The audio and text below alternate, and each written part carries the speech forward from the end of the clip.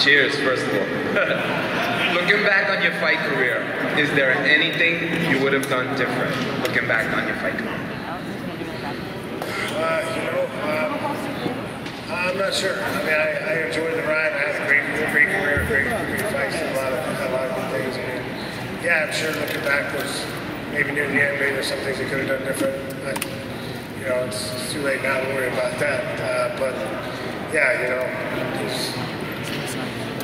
I had a great career. It was a great ride. I'm not complaining about it. Thank you. Overeem? Hey, Chuck. You're not fighting anymore, and that's a bummer because I love watching you fight. But I was wondering, now that you're behind the scenes at the UFC, what are your duties? Like, what do you do for the UFC? Well, so far, you know, basically it's, I do a lot of PR stuff, do stuff if we need, you know, talking to people, commissioners and stuff like that, or just basically get behind projects, go through office, find out what they're working on, what needs my help, and find out where I fit in the best, what I can help, what I can do to help the most promote the sport. Okay. Thanks a lot, Chuck. Thank you. What's happening, Chuck? How are you? I actually don't have a question for you. I actually have a little gift here that I wanted to give you. So it's all right if I step up and give it to you? Sure. If it's a UFC backpack, he's already got it. Thank you very much, sir. Thank you. Chuck Liddell faz uma participação respondendo perguntas do público. Na pesagem, além de conferir se as estrelas do evento estão em dia com a balança, os fãs... God bless, man. Thank you very much, sir. Thank you. Next question over here. What's good, Chuck? How you doing, brother? It's not like a random question, but now that you're not fighting, I was wondering if you ever, like personally me, I was diagnosed with cancer in 2002, and you know, I didn't have a lot of physical ability at the time, and a lot of the, you know, I would say guys in general, but girls too, that were involved in sicknesses at the time. Do you ever go and maybe like spend some time and like, you know, because I know there's people like that do their Euro, and they used to like order it in the hospital like the UFC fights, and you be fighting, all the guys would be fighting, but especially you, because I feel like you're more down with the general population than like everybody else is. Like you're like a down-to-earth dude.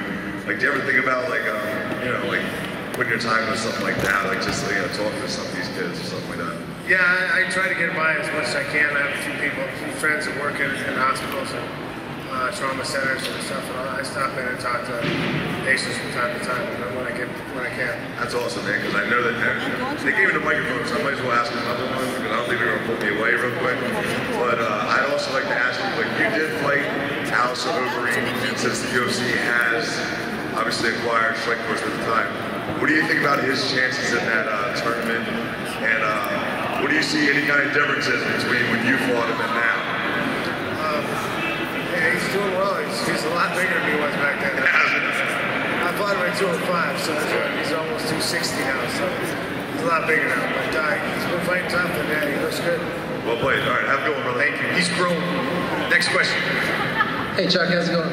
All the way from Australia, so it's really good to see you. Alright, I just wanted to know, we've all heard all the hype about John Jones, and I was just wondering if you were, like before you became more big and everything like that, if this was going on for you, like a big thing on Spike last night, do you think that would have helped you positively or negatively? You know, it would be hard to tell. When I was growing, when I was coming up, we didn't have Spike. Yeah.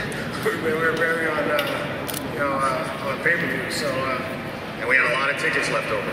You know, there's not, you know, we get not as many people at the fight, so... Exactly. You know, so it's a little different. So, you know, the kids now... O UFC Segredos de volta agora de dentro do Convention Center em New It doesn't seem like he was talking to him. It doesn't seem like he commenced the show. A plateia lota a arena para a última aparição dos atletas antes de subirem no palco. Neste momento, a lenda do UFC, Chuck Liddell, faz uma participação especial respondendo perguntas de público. Do you think it will affect Shogun in any way? Shogun's been around a long time. I don't think that kind of reaction is going to really affect him that much. So. Thanks, Chuck. Thank you. Iceman, big fan. Hi, friend. Joe Rogan! Oh! Best partner ever. I got more of a suggestion than a question. I would love to walk into a place around here called the Pit and do some training. Any chance of going worldwide, nationwide, anything we can do? We've talked about it. We're talking about doing some stuff, but well, we'll see. I just got done retiring, so I'm trying to figure out what we're doing. I'm trying to get some of my other stuff, affairs in order, and then start moving forward into new things. So we'll see. Sounds good. Look forward to it. We're here. How you doing, Chuck? You had a great career. I have a question. I want to know, out of all the fights, who hit you the hardest and who did you hit the hardest? I don't know who hit me the hardest. It's kind of hard. Knocked out a couple times. You don't remember so much which guy hits you the hardest. So, I hit the hardest. The guy next year, his knockout was pretty ugly. Right, yeah, that was good. The Babalu kick was probably pretty good. That was pretty hard. I think he's still fighting the ground. Yeah. But yeah, I don't know. You have to ask somebody else. Thank you. Over here. How you doing, Chuck? I got two questions. Question number one. Out of your whole career, with your O UFC sem limites de volta agora de dentro do Prudential Center em New Jersey. Palcos dos lutadores neste sábado. Os costumes do hotel lota a arena para a última aparição dos atletas antes de subirem no campo. Nesse momento, a lenda do UFC, Chuck Liddell, faz uma participação especial respondendo perguntas do público. Além de conferir se as estrelas da UFC com a balança, a famosa encarada final. Por meio dos ânimos podem superar qualquer colocação, resultar em cenas de arrepio. Nessa hora, tudo pode acontecer. I need to fight that guy, I need to fight him, I need to fight him, but I covered pretty much everybody when I was there. All right, question number two. Out of the two losses you had, was there any fight that you want to get like a rematch or a revenge fight that you wanted? You know, I wanted it with all of them, man. I think, you know, it's one of those things. I'm not too worried about it. I'm retired now, so I'm not really concerned about it anymore. Thank you. Question over here. Hi, Chuck. Richard from Sweden here. I was wondering if you know the Swedish fighter Alexander Gustafsson. Yeah, I know he is. Yeah.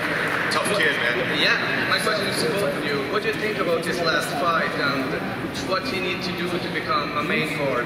How far does he have? Gustafsson, he just fought in Australia and won again. Yeah. Yeah, 23 years old. And it just gets better every time. Gets more dominant and just continue. And I'm sure Chuck will tell you this because this is what our fighters do. Just find the greatest training partners in the world so you get pushed to that next level.